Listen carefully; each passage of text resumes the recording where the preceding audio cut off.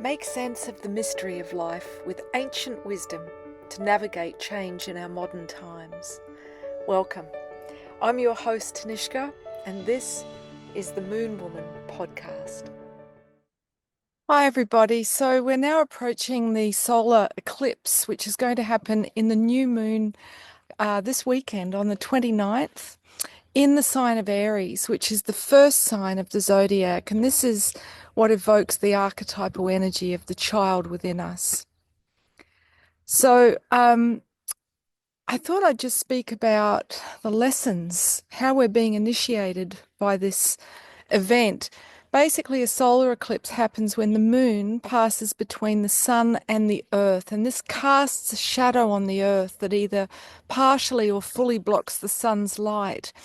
So those who are sensitive may find that the collective shadow, it feels a little too hard to bear. In other words, empathically feeling the suffering of the world, or you might feel frustrated about, particularly, the birds are very vocal, the conflict that's happening around the planet, because Aries isn't just the child, but it's the warrior.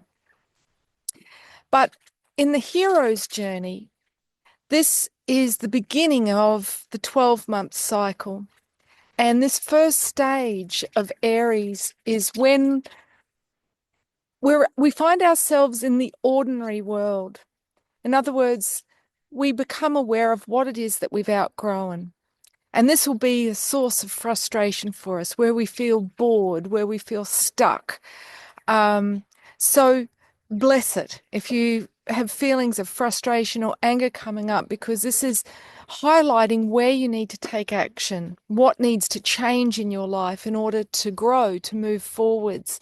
Because Aries, being the first sign, is about starting new things, a new adventure, a new quest. Now, if you've been on the quest for a while, this is a really good time to connect with why you're doing what you're doing. And this will reignite your passion, your purpose, and your inspiration for the quest. And if you're someone who perhaps is afraid of failure, afraid to take the leap of faith, afraid to invest in yourself and believe in yourself, this is a good time to reconnect with the magical child within, the part of us who dares to dream, who dares to believe that anything's possible when we wish upon a star.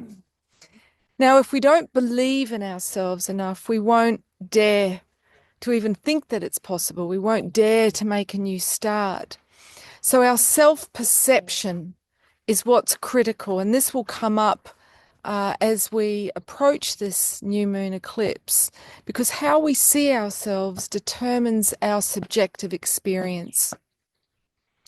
So this is when we're likely to feel a yearning for more, whether that's adventure or for life to have more meaning, more purpose.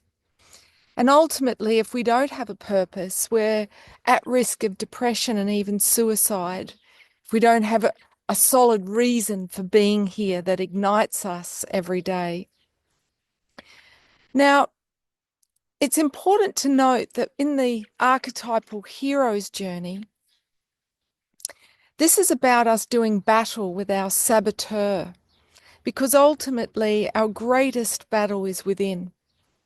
But the thing that makes that challenging is that our inner world has been dismissed by our egoic, rational, material culture that says the inner world is not real, that it's fantasy, that unless you can prove it through the 5 earthly senses, if it's not evidence-based, it's not real. But this speaks to our first big initiation in life that saw us descend into the world of illusion. And this was our first loss of innocence, usually around the age of 7, when we discovered that, or were told that Santa Claus and the Easter Bunny weren't real. And this is when we became aware of the deception of our authority figures who we trusted blindly. And that led us to then break trust with the world at large. And that's a huge unacknowledged wound for the inner child in all of us, because that's the moment when the magical child became the wounded child, cut off and separate from existence, knowing that life is magical, that everything has a consciousness, even so-called inanimate objects. Now, this is why most people dismiss the unseen realm. And with that, they dismiss their ability to create their desires, to manifest them into reality, which is essentially magic.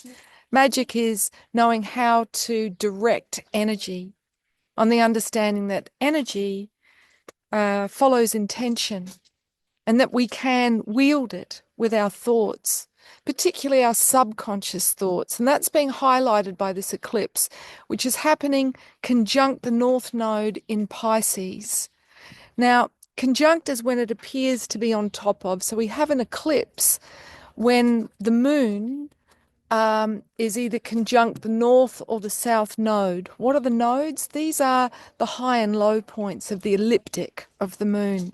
So these are heightened times, times of accelerated awareness and transformation if we know how to harness the energy. They're a portal, a power window for change and transformation. So the ancients tended to fear eclipses because they knew that this is when big change, unexpected change was ushered in. And they have the potential to really influence what happens in our trajectory for the next 6 months. So this is a time of being very aware that we don't enact the shadow of Aries. Depending on when you were born, doesn't matter. We're all impacted in the quantum field, since everything is interconnected, by the concert of these larger energy bodies. This is something that quantum science now acknowledges, the butterfly effect. So shadow Aries can be impulsive, impatient, reckless, and like the saying, fools rush in where angels fear to tread. This is a time to pause, to not just impulsively act, but rather take a moment to consider the repercussions of your actions. This eclipse is also conjunct Venus and Mercury. Currently, both are retrograde, meaning from our vantage point on Earth, they appear to be moving backwards.